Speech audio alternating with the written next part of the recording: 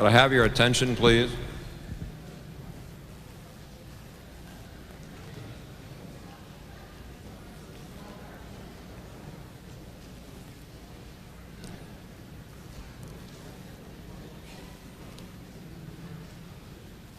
Thank you very much.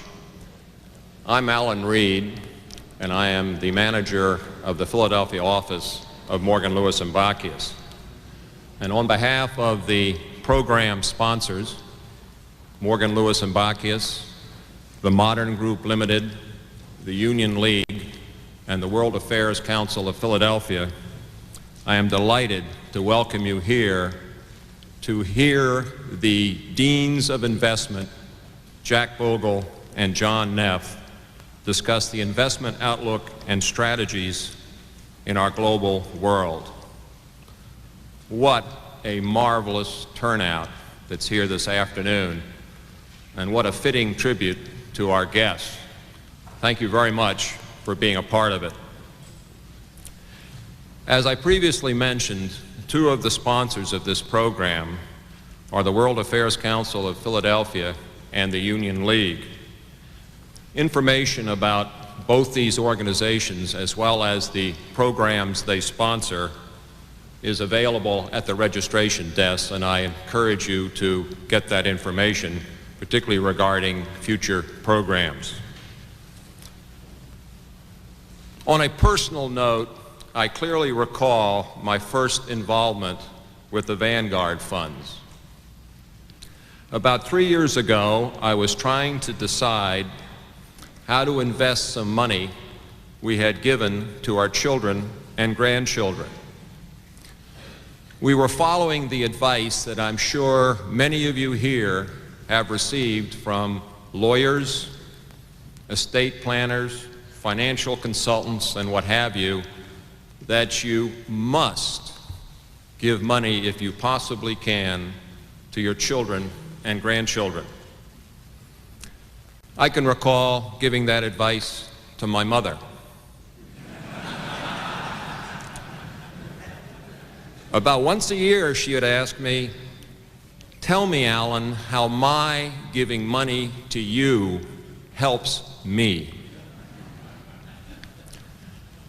Well, I happened to come across an article in the New York Times, financial section, which strongly advocated the use of Vanguard index funds for gifts to minor children.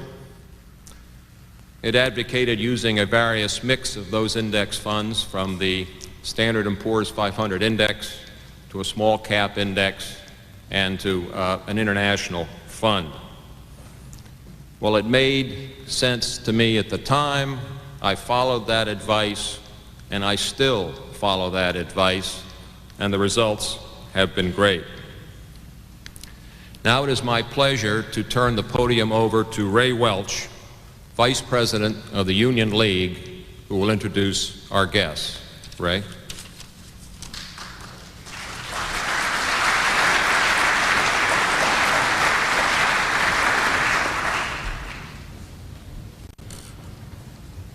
Good afternoon, everyone. On behalf of the Union League, its officers and directors, and its members, I too welcome all of you here for this marvelous event. I'd like to spend just a moment thanking two of our sponsoring organizations. Alan's firm, Morgan, Lewis & Bockius, as most of you know, is a very prestigious national and international law firm with nearly 800 lawyers on 3 continents and in 30-some cities, including Jakarta, Singapore, Brussels, Tokyo, London, Frankfurt, and of course, Philadelphia. Its practice includes antitrust, intellectual property, mergers and acquisitions, bankruptcy and reorganization, and legislation and government affairs. The Modern Group of Bristol, Pennsylvania is our region's largest distributor of material handling, construction, and maintenance equipment, with 530 employees at 25 sites in Maryland, Delaware, New Jersey, and Pennsylvania. It sells, leases, and services forklift trucks, aerial work platforms, loading dock equipment, and other industrial gear, and they maintain a fleet of 1,000 rental trucks. Additionally, let me thank the World Affairs Council and Bunsey Churchill for her leadership in helping all of us put this together. Let me now turn to introducing our speakers. Our first guest of honor, John C. Bogle, a Union League member, is chairman of the Vanguard Group and each of the over 80 mutual funds in that group of investment companies. Mr. Bogle founded Vanguard in 1974 and was with its predecessor company since 1951. He is a graduate magna cum laude of Princeton University, earning his degree in economics in 1951. Vanguard is one of the two largest mutual fund organizations in the world with assets of over $200 billion. Jack served as chairman of the Board of Governors of the Investment Company Institute in 1969, 1970, and was a member of that Board of Governors from 1969 through 1974. In 1991, he was named to the Market Oversight and Financial Services Advisory Committee of the Securities and Exchange Commission. In 1996, he was named Fund Leader of the Year by Fund Action Magazine. He received the Humanitarian Award from McGee Rehabilitation Institute here in Philadelphia and was presented with the Alexis de Tocqueville Society Award by the United Way of Southeastern Pennsylvania. He is the author of Bogle on Mutual Funds, New Perspectives for the Intelligent Investor, which was published by Irwin in 1993. It has received widespread critical acclaim and continues to be one of the best sellers in the investment world. He is also the author of numerous articles on investing. His most recent works have appeared in the Journal of Portfolio Management and include Investing in the 1990s, Occam's Razor Revisited, Selecting Equity Mutual Funds, and the 1990s at the halfway mark. In 1993, he received the Lifetime Award of Distinction from the Financial Analysts of Philadelphia. He is a director and chairman of the Finance Committee of the Mead Corporation, a director of the General Accident Group, and a director of the Princeton University Investment Company. Additionally, he is chairman of the Board of Trustees of Blair Academy and is a graduate of that institution in the class of 1947. Jack and his wife Eve reside in Bryn Mawr and are the parents of 6 children and many grandchildren in those families. Our other guest of honor, John Neff, is the recently retired portfolio manager of the Windsor Fund, the Gemini II Fund. A native of Wauseon, Ohio, John received his BBA in Industrial Marketing from summa cum laude in 1953 from the University of Toledo. He earned his MBA in 1958 from Western Reserve University. And following 8 years of security analysis and management of the department at First National City of Cleveland, he joined Wellington Management in 1963. 1 year later, he was named portfolio manager of Windsor Fund. In the ensuing 31 years, Windsor's assets rose from $75 million to $13.6 billion.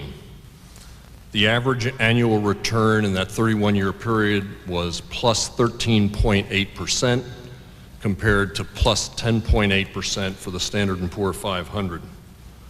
From 1980 through 1995, John has served as the unpaid chairman of the University of Pennsylvania's Investment Board and manager of the equity portion of Penn's endowment. When he took over, Penn's endowment was dead last of the 94 major university endowment funds in the country. Before he left, it was ranked number 1. John has been a trustee and executive committee member of the trustees of the University of Pennsylvania since 1980 and was awarded an honorary degree, Master of Arts, in 1984. He is active today as ever and still is guiding a portion of Penn's endowment, managing the Penn Investment Board, and in his Wellington office virtually daily. He is on the board of Chrysler Corporation, the General Accident Group, and a member of Barron's Roundtable. He is also a member of the steering committee of the University of Toledo and on the board of trustees of Case Western Reserve. John was an enlisted man in the Navy from 1951 to 1953 and then came back and did his undergraduate work on an accelerated basis at Western Reserve. And his deep and abiding feelings about higher education are demonstrated in his leadership of the Philadelphia Scholars Fund, which provides last dollar scholarships. Each of you at your place has an article from the Philadelphia Inquirer of a recent date which tells you a great deal about the Philadelphia College Access Program, the Philadelphia Scholars Fund, and it's excellent reading. And that is the charitable organization which all of you are helping today. We expect to be able to give over $12,000 to the Philadelphia Scholars Fund because you are all here today, because a portion of what you're spending to be here is going to that program. And this is indeed a noble cause, and we all thank you a great deal. Please welcome our two guests of honor.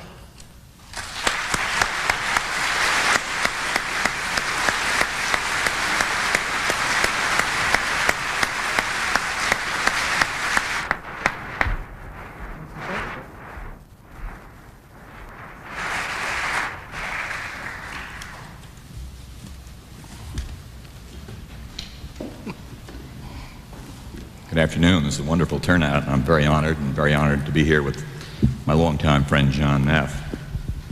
In this booming stock market, it sometimes seems as if everybody is getting rich. And that's a bit strong, but the fact of the matter is that 36% of the American public who owns mutual funds are indeed getting richer seemingly every day.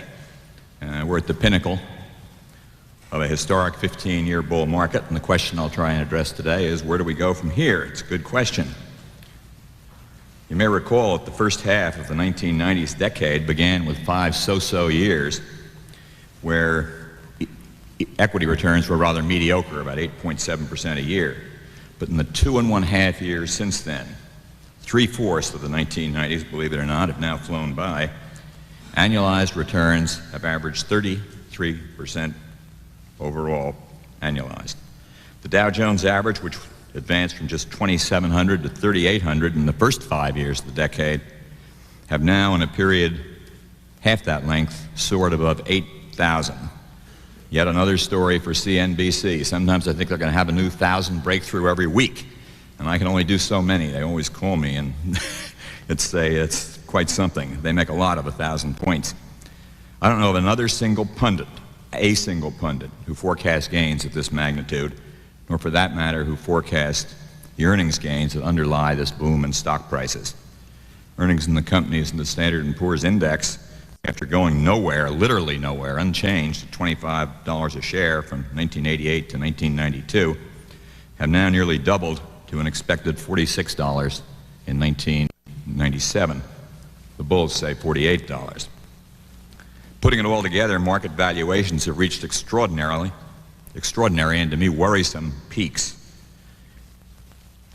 Even since the fairly high valuations that were in place when stocks took off once again early in 1995, the basic ratio of market price to book value has risen from 4 times to 6.5 times. The price earnings ratio has risen from 15 times to 20 times. Dividend yields, yes, I'm still old-fashioned enough to believe that dividends still matter, have fallen from 2.7 to 1.6%, and only at the 1929 peak, the 1973 peak, and the 1987 peak did the dividend yield ever get as low as 2.7%, and now it's 1.1% below that.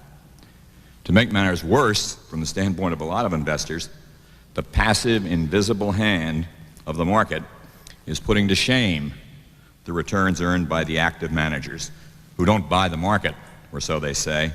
They buy stocks. They allege it's not a stock market, it's a market of stocks. As silly a statement as one could possibly imagine.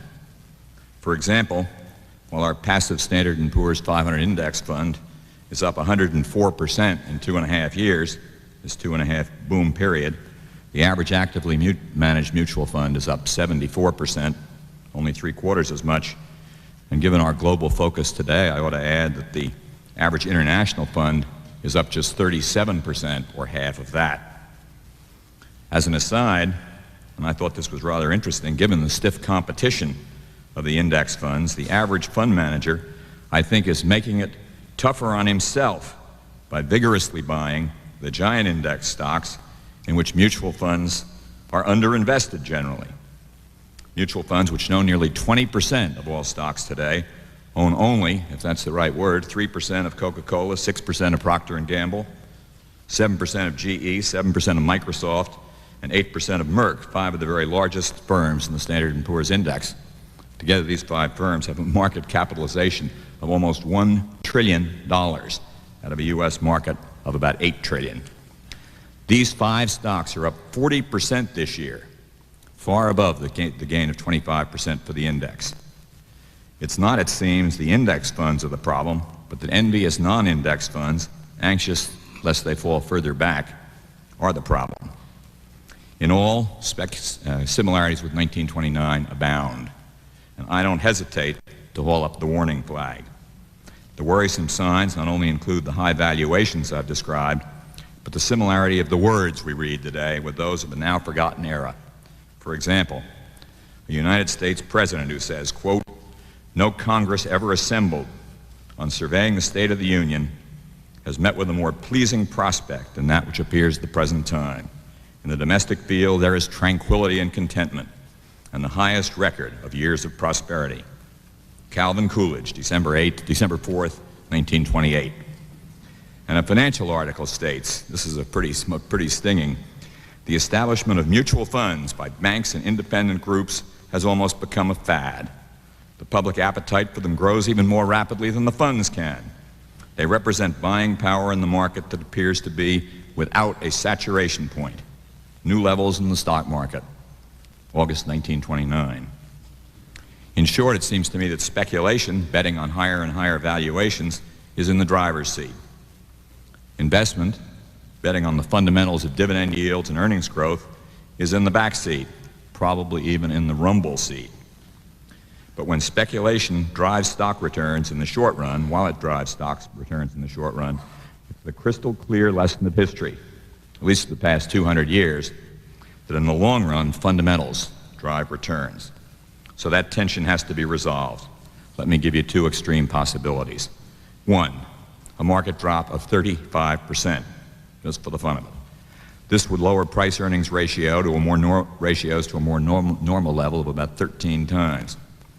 And at 5,200 in the Dow, we would still repose, I might add, fat, dumb, and happy, where we sat in January 1996, just a year and 1/2 ago. This is hardly a doomsday scenario. 2, we're in a new era in which stock returns average 15%, 14% earnings growth, and a 1% dividend yield, rather than the long-term historic norm of about 10.5%, 6.5% earnings growth plus a 4% dividend yield. In short, a new era of boom times and high valuations that would justify today's price levels. Indeed, Barton Biggs, that eminent if volatile guru at Morgan Stanley, bearish as he has been for so long, famine will follow feast in the long run, entertained this idea a few months ago in a paper entitled "A New Mean to Revert To." He did include the question mark, at least. He tranced on a new real mean return for stocks of 10% after inflation, but finally fell back on a 7 to 8% range, much higher than the norm of about 5 or 6%, but not nearly enough to justify today's price levels. The bull's case is quite beautiful. You ought to hear it.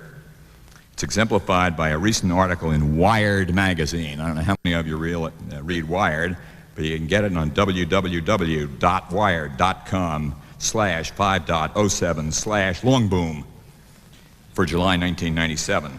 It's entitled, of all things, "The Long Boom," with the subtitle, "We're facing 25 years of prosperity, freedom, and a better environment for the whole world. You got a problem with that?" No, I got no problem with that. Who among us could possibly have a problem with that? With watching, quoting from the article, "the beginnings of a global boom on a scale never experienced before. We've entered a period," it continues, "of sustained growth that could eventually double the world's economy every dozen years and bring increasing prosperity for quite literally billions of people on the planet. that will do much to solve seemingly intractable problems like poverty and ease tensions throughout the world, all without blowing the lid off the environment. What a scenario. The thesis, as you might imagine, is based on the triumph of the United States and the end of major wars. New technology, a truly global market, corporate restructuring, high economic growth, and waves of technology. A virtuous circle, the magazine calls it, driven by an open society and integrated world. As a result, the article continues, the Fed lifts its foot off the brake, productivity soars, biotechnology revolutionizes agriculture, alternative sources of energy abound, Europe is integrated by 2002, Russia has a solid economy by 2005, and China develops the world's largest economy by 2020. All in all, quote, a radically optimistic meme. I'd never heard the word meme before, and I failed to find it in the dictionary. Then someone in the office sent it to me. I think I've got it here. I'll take just a moment to tell you what meme means in case you share my ignorance. Meme, a contagious idea that replicates like a virus passed on from mind to mind. Memes function the way genes and viruses do, propagating through communications networks and face-to-face contact between people. The meme is the basic unit of cultural evolution. So we have a new one, apparently. Now, of course, it could happen, but I wouldn't bet the ranch on it. The U.S. stock market, however, seems to be betting the ranch on it. It's priced, I think, for the best of times and only for the best of times. But what of the global stock markets? Are they a better bet? Alas, ever the skeptic, I'm a bit doubtful about the global thesis, which essentially goes like this. That since the U.S. represents 40% of the value of the $20 trillion world stock market, a fully diversified portfolio, a truly diversified portfolio, invested in 40% in the U.S. and 60% in Europe, the Pacific, and the emerging markets, provide the highest future risk-adjusted return. Risks, so the thesis goes, should be lower because global markets fluctuate in different magnitudes at different times than U.S. markets. But here, history doesn't help us very much.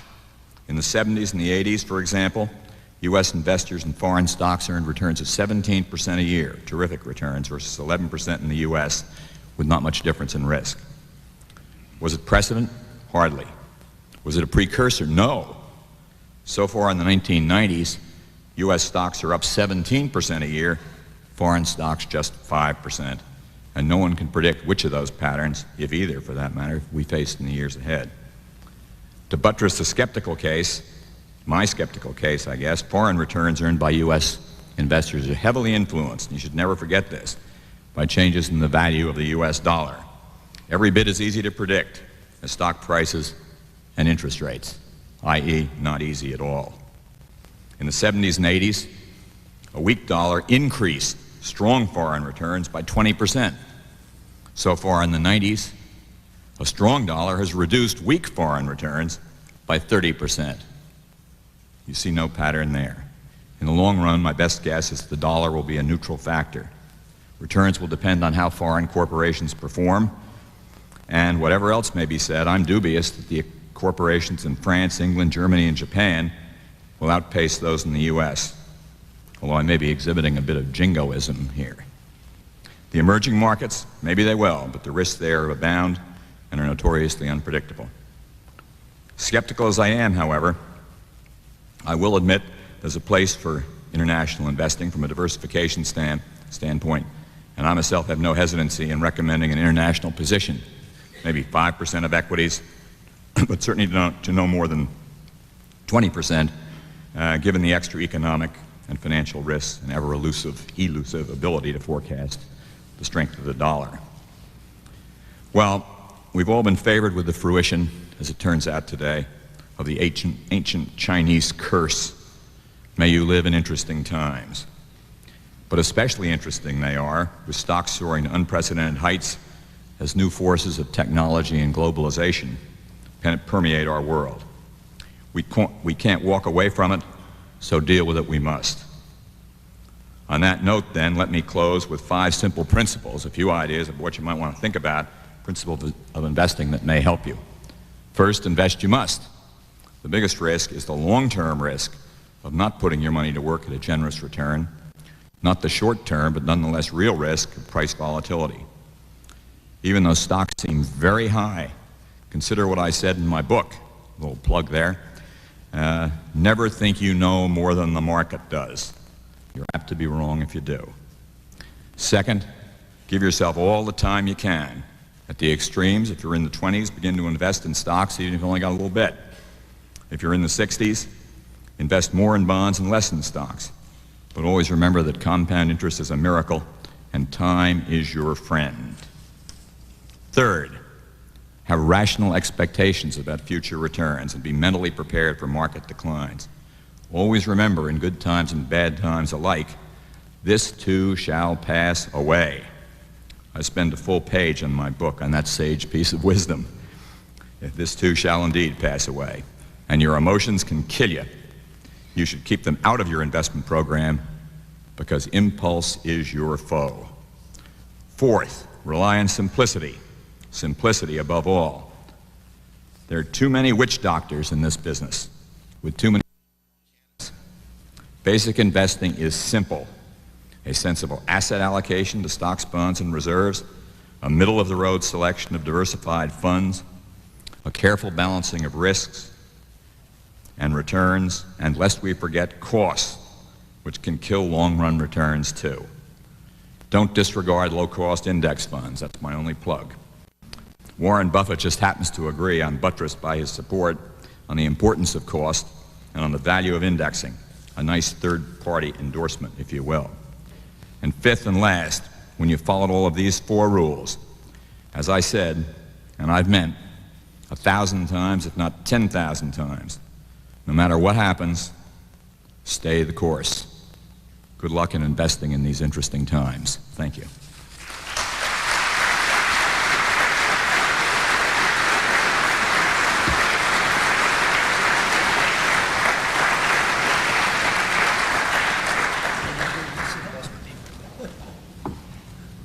I didn't think he was going to sit down. Well, it's good to be out here and looking to all those happy CNBC faces out there, basking in the warmth of this great bull market. I thought in 15 minutes, and not less, I'm sure, I'd touch on the economy, inflation, interest rates, the stock market, and then maybe a little something on the international side. This business expansion is very mature by virtually any standard. The average business expansion has been 51 months in the post-war period, and this is almost 80 months. So obviously it's mature and by some people's reckoning not sustainable. I'd take the other side of that. It seems to me we can look forward to maybe 2.5% GDP growth for maybe 3-4 more years. And the reason, very simply, is the typical areas of excess do not appear excessive. One, inventories, we made a good mid-course correction. In the fall of '95, basic commodities, cyclical prices, paper, chemical, steel, aluminum, other non-ferrous, escalated very sharply, and right away manufacturers built inventories and also at the distribution level, and we have been pulling those inventories back ever since as those prices plummeted. Retail stayed pretty measured, so inventories look okay. Capital expenditures really have never grown during this business cycle by the boxcar numbers that we saw in the past. 95 up 9.6%, 96 up 8%, this year maybe up 5 or 6%. And what's more, we're operating at 83.5% of capacity, and that's very close to maximum. 84, 85, 86% is about as much as you can grow, because, as much as you can operate, because you have downtime, turnaround times, acts of God and man, and we're very close and very tight on our capacity even right now. Consumer debt does get a lot of headlines on the consumer is tapped out, people are overwrought, particularly plastic card debt. But actually, the service on consumer debt, which includes, on all debt, includes mortgages, and I've also got car leases in there, and home equity loans, which you ordinarily don't have, is around 14.5%, and that's about what it was in the late 80s. In other words, it really hasn't gotten any higher. In other words, what you have to do to service your debt. Reason in some part is mortgage rates have come down, but they count obviously. In addition, we use it for a lot more things. We haven't taken traveler's checks, Lily and I, to Europe probably in 15, 18 years. The plastic card in backwater France is fully acceptable. 2, we're using the supermarket a lot now. And 3, this frequent flyer point thing is just crazy. People are buying consumer electronics, even cars, with their plastic cards so they get more frequent flyer points. Eli Broad was reputed to have tried to pay for $1.7 million Picasso fairly recently with his credit card. They wouldn't do it, but nothing ventured, nothing gained.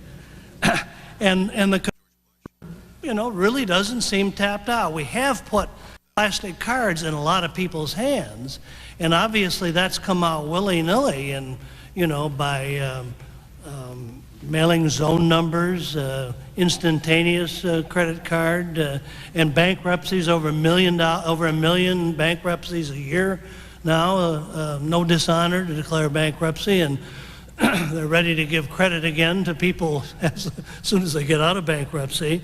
But actually, some of the banks have pulled back already, and even some of the non-banks, and the non-payment of credit cards is up to about 6%. The savings rate is up to low 5%. That's a residual number, not the most dependable, but the average in 93, 94, 95 was 4.3%.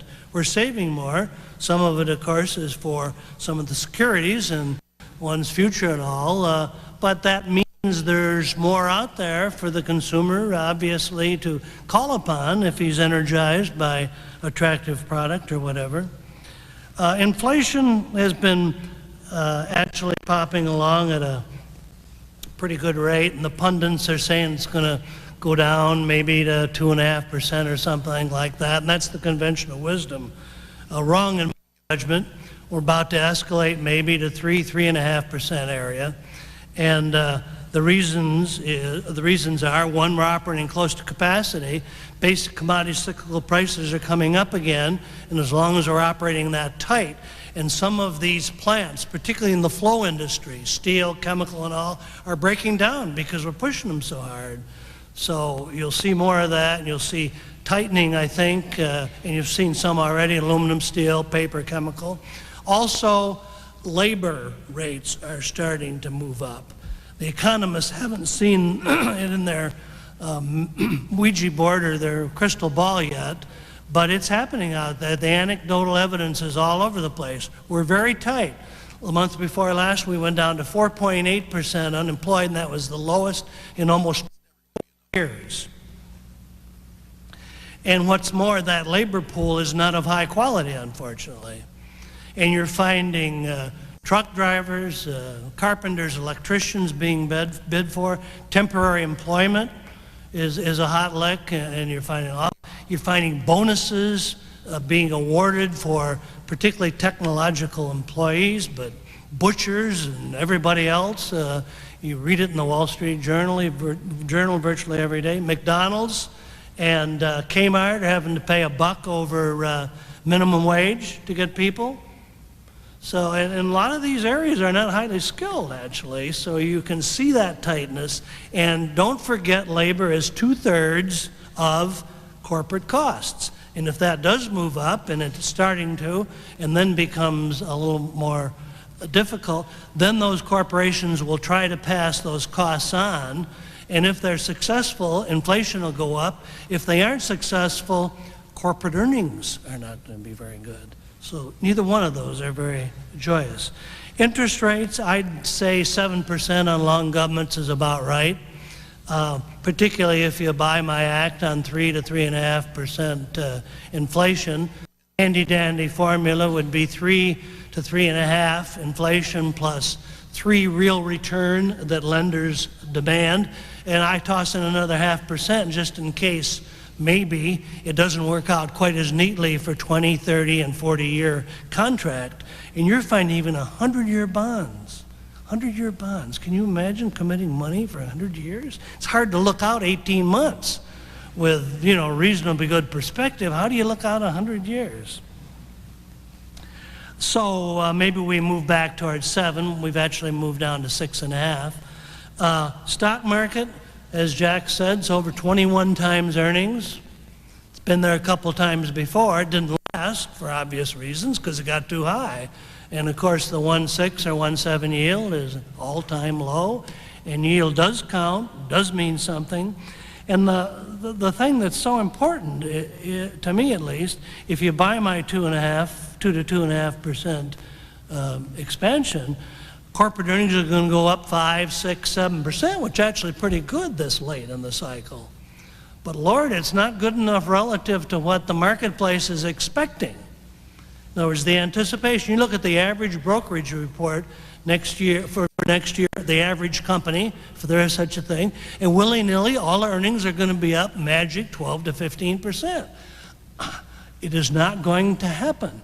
Yesterday, which was a thrilling day in the marketplace, Columbia HCA, the monolithic hospital company, was down 12%, some part because of some more widespread government inflation. But Eastman Kodak, a good blue chip name, was down 11% yesterday. Why? Well, their earnings didn't turn out as well in the second quarter as expected. And I think you'll see more carnage of that type. And if anything's going to bring it down eventually, that's fairly predictable, it's disappointing earnings because expectations are very simply too high. Obviously, there's some alternatives around. You know, bond rates, long governments are 6.5, but they've, 6.5. They've been lower, so that's a not unattractive alternative. Junk yields, high yield, kinder name, is maybe 9.5%. What else is going to bring it down? Well, I don't have all the answers, or maybe even any of the answers, but it's probably something we don't know about yet. I don't know whether it's international crisis. I don't know whether it's some guru that's going to panic people. And quite frankly, as long as $20 billion a month of net cash flow goes into equity mutual funds, it's going to be kind of hard to bring it down because that has to go in. But the mutual fund investor can be fickle, have been fickle in the past. And don't forget that isn't all net gain, because part of it comes out of individual holdings as people go to professional investment, and part of it comes out of pension money and 401ks that are going into mutual funds. Looking at areas in the market, consumer non-durables, maybe 25% of the S&P, look plenty long in the tooth. Some disquieting similarities to previous periods, like in 73, 74, when good 10, 12, 14% growers got pumped up to 40, 50 times, and some of those never saw their 73, 74 highs until 7, 10, 12 years later. Coca-Cola is 43 times earnings. Gillette is 40 times. Perfectly good companies, but there's only so many chins and stomachs in the world, and in the Islamic countries, you aren't going to entice them to shave, I don't think. And those are decent companies, but Lord, 43 to 40 times earnings. So that area, consumer non-durables, looks very, very full. And even there, some accidents can happen. A big amalgamation of Pharmacia, a European company, and Upjohn, very big drug company, down over 20% earlier in the year. Matter of fact, did it a couple times when earnings turned out what? On the disappointing side. Oil's okay, although obviously there's not much physical growth there. And crude prices have come down $5 or $6 from year end, and you aren't going to see awfully good earnings in the oils for the rest of the year. I think they look a little long in the tooth. Utilities are not your father's utilities, if you will. They are not predictable. They're not fast growing. They're being brought kicking and screaming into a more competitive era. Retail, we're probably overstored. Some of the great big old monolithic killer categories are going to do well because they execute, but retail's tough. Technology, fraught with both opportunity and peril. Financial intermediaries, banks, insurance, thrifts, which I've been identified with in the last 5 or 6 years, still are 30% discount to the market multiple. They're around 14, 15 times versus 21 times. And decent growers, but they kind of got to prove, I think, that they aren't going to dig new black holes like they so ably have done in the past before they get market multiple. And by the time they get market multiple might be 14 or 15 times rather than 21 times. So it seems to me the cyclicals is probably the area that's underexploited. There are some areas where they're making good money now and they're selling for 6, 7 times because the market doesn't think those earnings are going to continue, yet if you buy my scenario, they will, and they would be in autos, airlines, housing, builders, and other housing suppliers. Also, the basic commodity cyclicals, which are not making very good money now, but just starting to. And of course, those would be in the paper, chemical, non-ferrous metals, and steel area. Summary, moderate economic growth, sustainable in my view. Inflation, escalate up to 3.5%. Long interest rates, maybe 50 basis points below where they should be. A stock market high or even very high, and cyclicals underexploited. Just a quick 2 minutes on international, which I'm not real skilled at, but European and Japan would be the other developed areas. I think Japan is still very, very overvalued. Sells at 40 times operating earnings or thereabouts. We thought they had the magic formula 8 or 10 years ago, and actually they're inflexible. They have to save face. They need consensus, limited venture capital, and all kinds of things that really aren't. It's kind of interesting in this country. John Reed probably could not exist in Japan.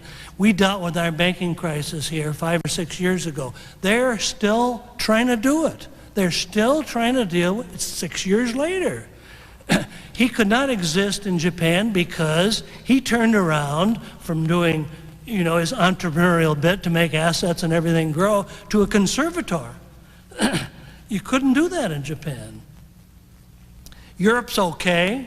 It's not as high valued, obviously, as Japan, but they have 10, 12% unemployment, and yet it doesn't seem to keep wages from escalating because unions are so very strong, and they very simply don't have, if you will, the relatively free, competitive kind of environment that we have. This is probably it is, the best developed country to really compete in.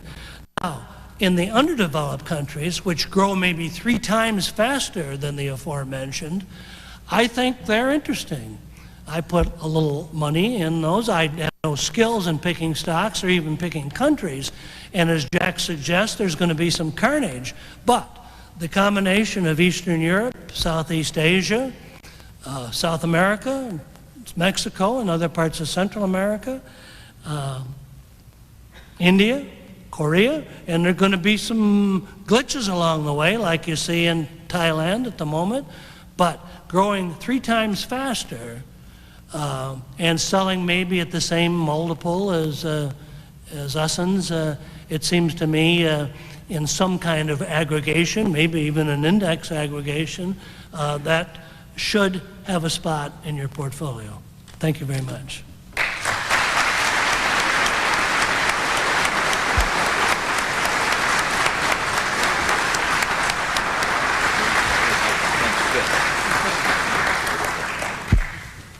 Thank you very much, Jack and John.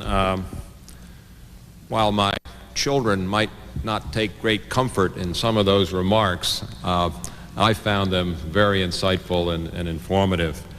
Both Jack and John have generously agreed to take questions from the audience.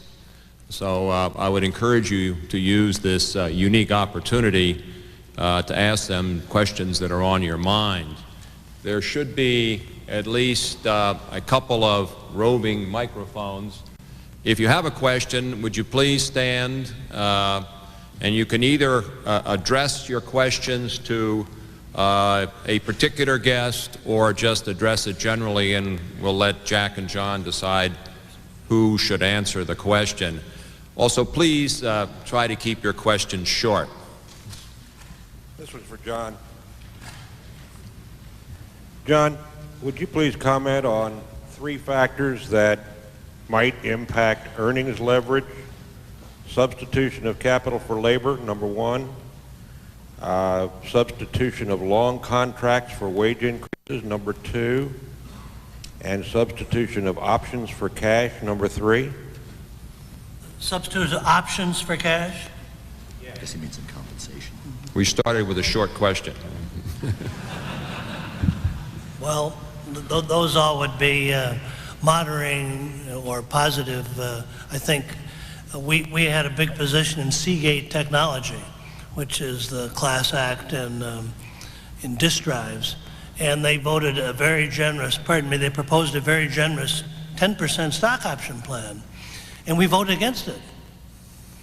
Well, they came back to us and said, 1, do you know we don't have a pension fund? I didn't.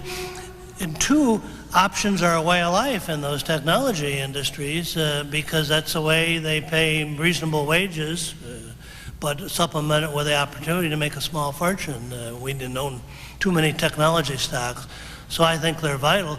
Obviously, the capital expenditure side is still staying active, and I don't think will prove cyclical, very simply because you do have substitution of capital for labor. And it's interesting, the auto industry, which has a very high wage level, they've been able, with some product innovation obviously, to recently make some pretty good money, and that wage level now is being substituted a fair bit by capital expenditures, by equipment.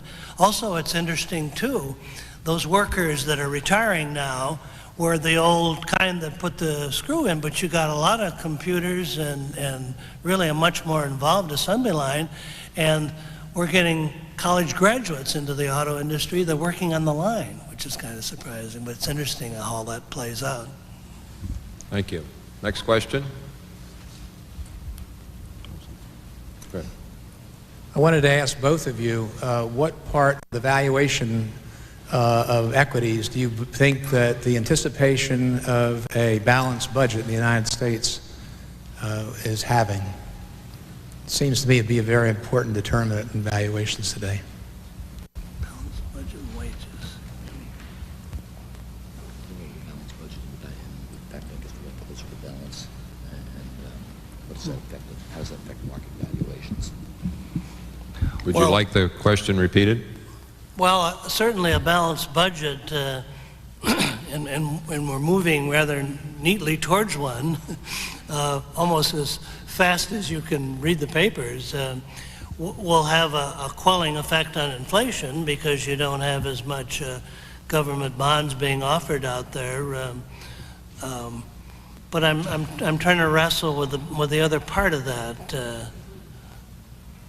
Let me just take maybe a shot at it. I'm not sure I can do any better than John, but I think the stock market is saying we're so close to a balanced budget that the old worries about big deficit fears are in effect ignored by the market today. And I guess I'd say that in the long run, in a democracy, it's pretty hard to see that if we get close to a balanced budget, there isn't going to be a lot of demand for expenditures. I'm not sure in a new world where people are going to be satisfied with more limited government expenditures if we're so close to balance. In other words, people will grab what's in the till, as has often happened in our past history. Question?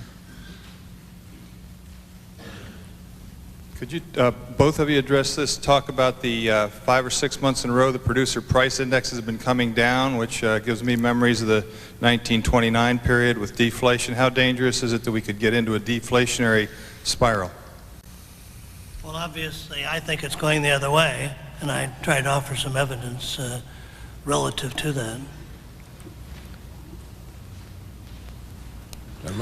Gentlemen in the second row. Yes, this is to John Neff. Mr. Neff, do you think that this tax cut is going to impact the economy, and if so, how? Well, I think it's quite constructive. Remember when I mentioned Japan and the paucity of venture capital in the same way in Europe, actually. Our venture capital turns over kind of neatly in this country, but it does, as entrepreneurs realize on their investment, and they peddle it to the public, if you will. They've been experiencing 29% tax rate or thereabouts. A 20% tax rate means you just have that much more to regenerate and re-innovate and move. And I would think it would be constructive, and quite frankly, the estate tax thing, where we're going to go from maybe 600,000 to $1.2 million over a period of time before you start to get into onerous inheritance and estate taxes, would be constructive too. Not only relative to entrepreneurs, but quite frankly, an arena that I'm not that familiar with, but I sympathize with.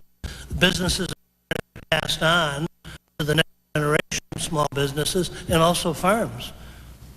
In other words, all those numbers are related kind of neatly, but the $600,000 in a long time.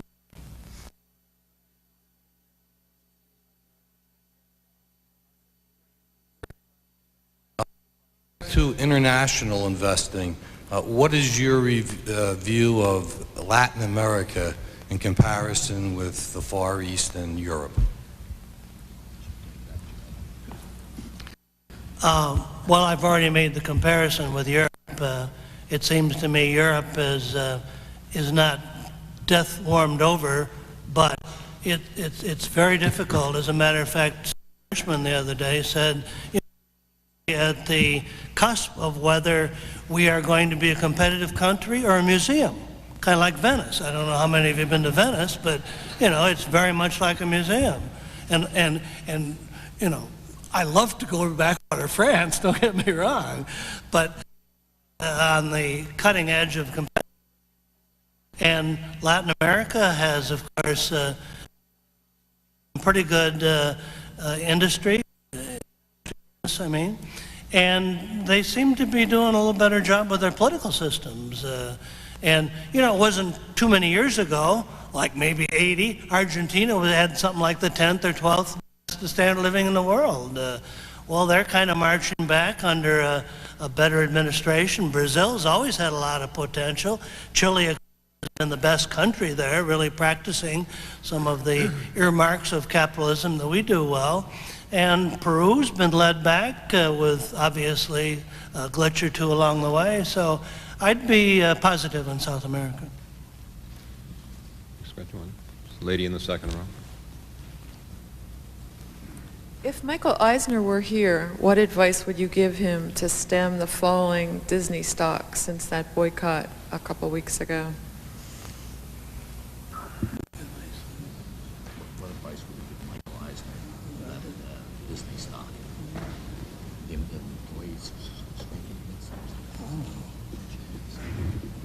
I'm sorry, I don't have much advice for Michael Eisner. He seems to be doing pretty well without mine.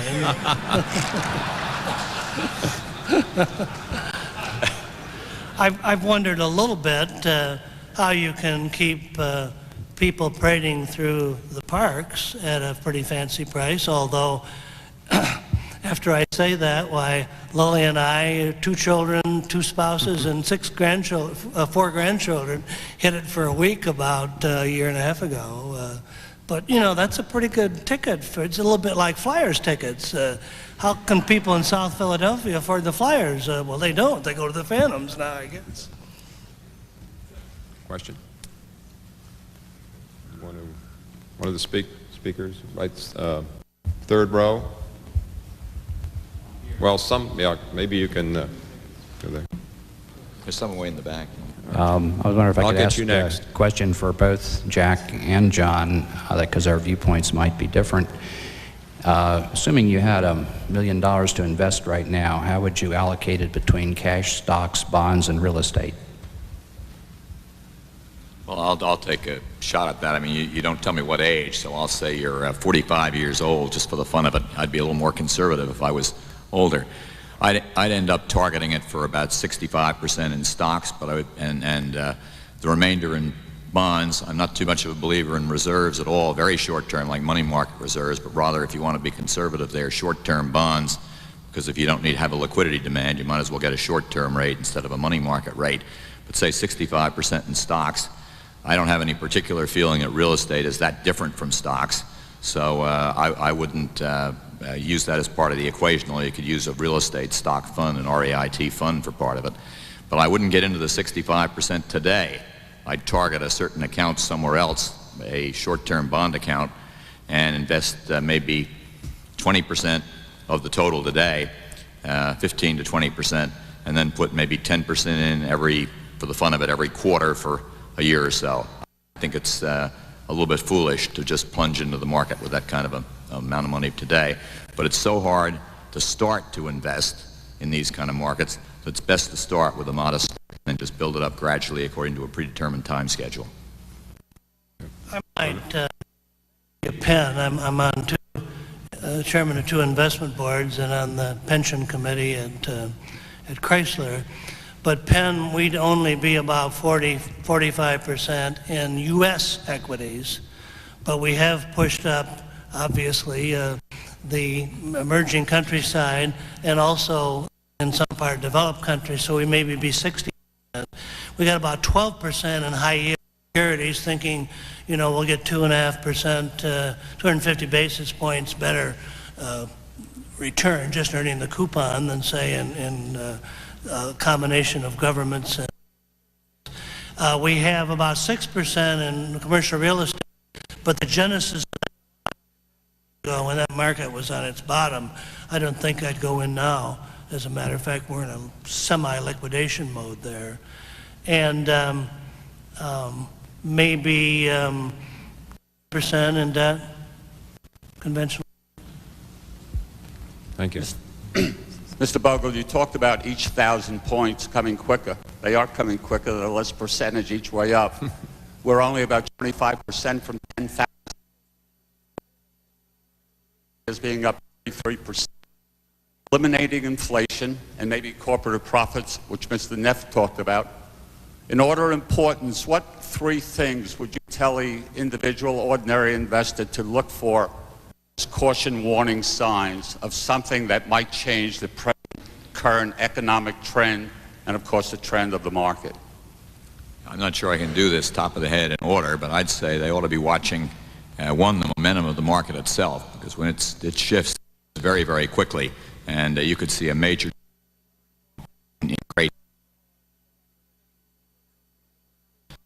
believer timing as such, gradual moves, and getting in and out of the market is, I think, impossible. And no one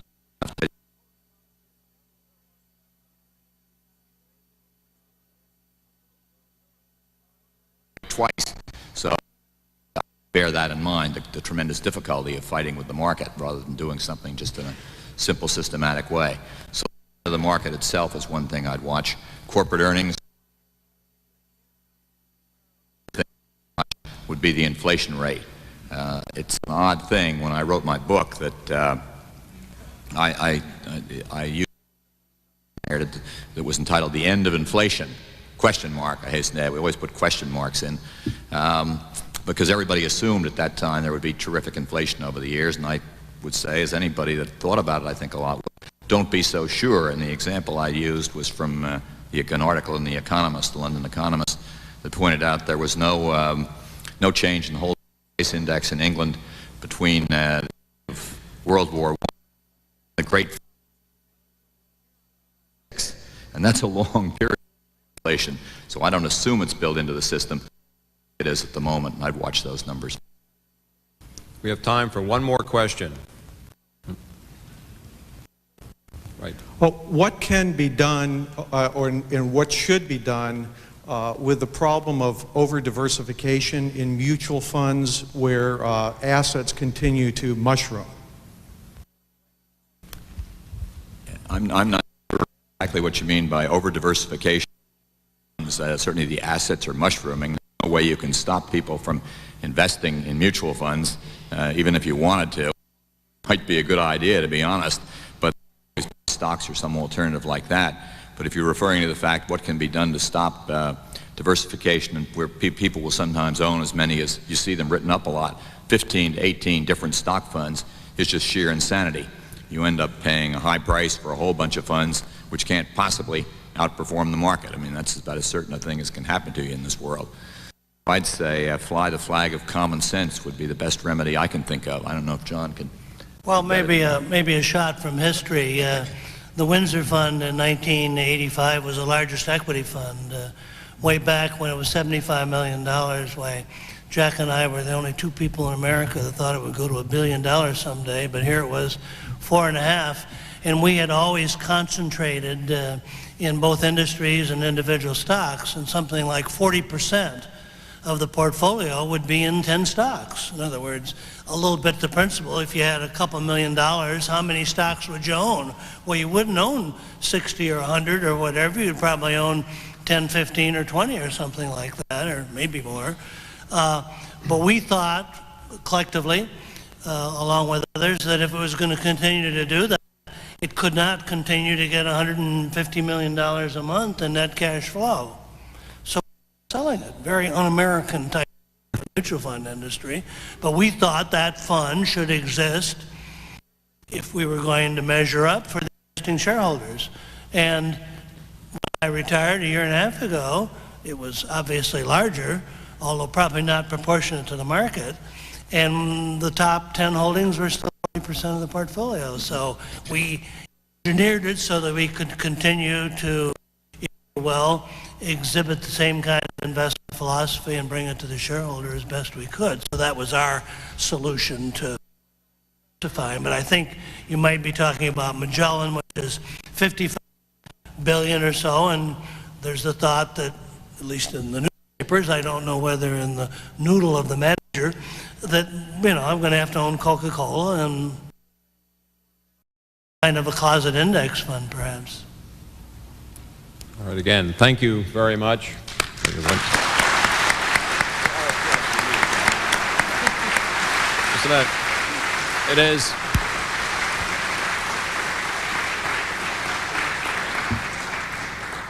It is my pleasure to once again call on Ray Welch.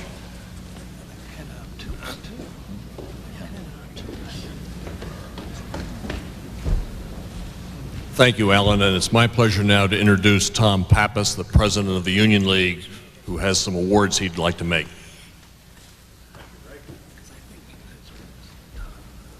Thank you, ladies and gentlemen. This has been a great day for the Union League, in a major part thanks to our honored guest.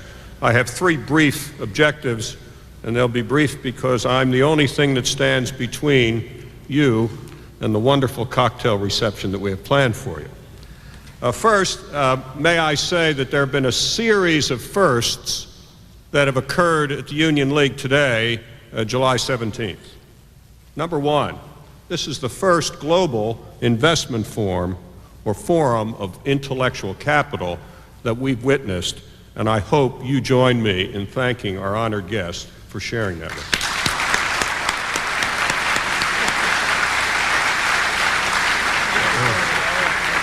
Second, this is the first formal joint venture with the World Fairs Council. You'll just look around the room. We found a partner, and Bunsey, thank you very much, and we're delighted with the turnout. Third, this is our first official coverage by C-SPAN. So when you get home tonight, turn to C-SPAN. You might see a repeat of today's program. And lastly, the last first for today is I can't remember a July when we had over 500 people in the ballroom of the Union League, and we're delighted to have you here.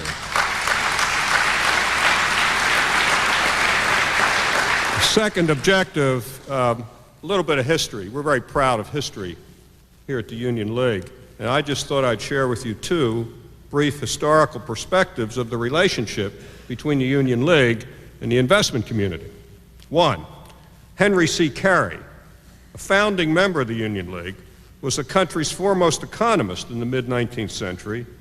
He helped the new Republican Party develop its economic platform, and he consulted with Abraham Lincoln on economic matters. 2, Jay Cook, financier, League member who through his company, Jay Cook and Company, helped finance the Civil War for the federal government. At times, Jay Cook moved more than $9.5 million in government bonds per day. And in the period from January through July 1865, Cook and Company sold more than $853 million of bonds. So there's a historical relationship between the League and the investment community. Lastly, a sincere thank you to all of our partners who shared this event with us today.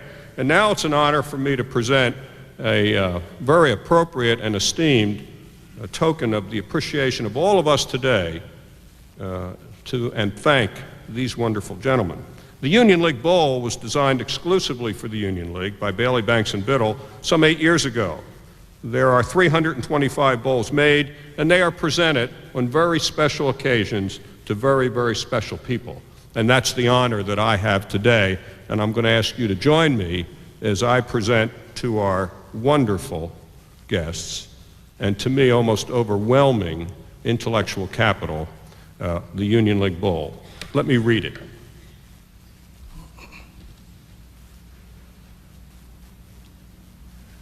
And not drop it. We do everything alphabetically here at the League. With great appreciation for your contributions to the Philadelphia region, the Union League Bowl, with a portrait of the Union League and our motto, Love of Country Leads, is presented to Mr. John Bogle. John?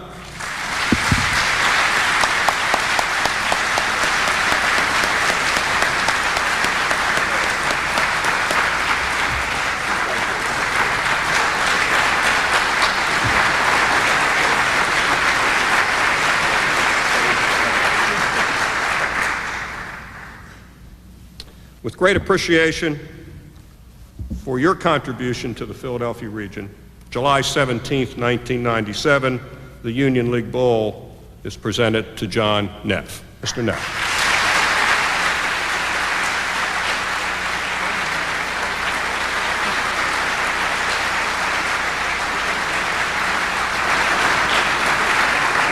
As somebody would say, this is the closest I'll come to winning at Wimbledon.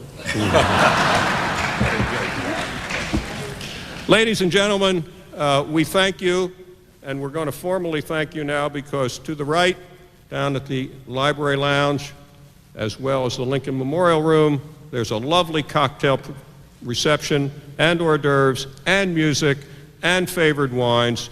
In one room will be Mr. Neff, in the other room will be Mr. Bogle, and we hope you all enjoy yourself. Thank you very much.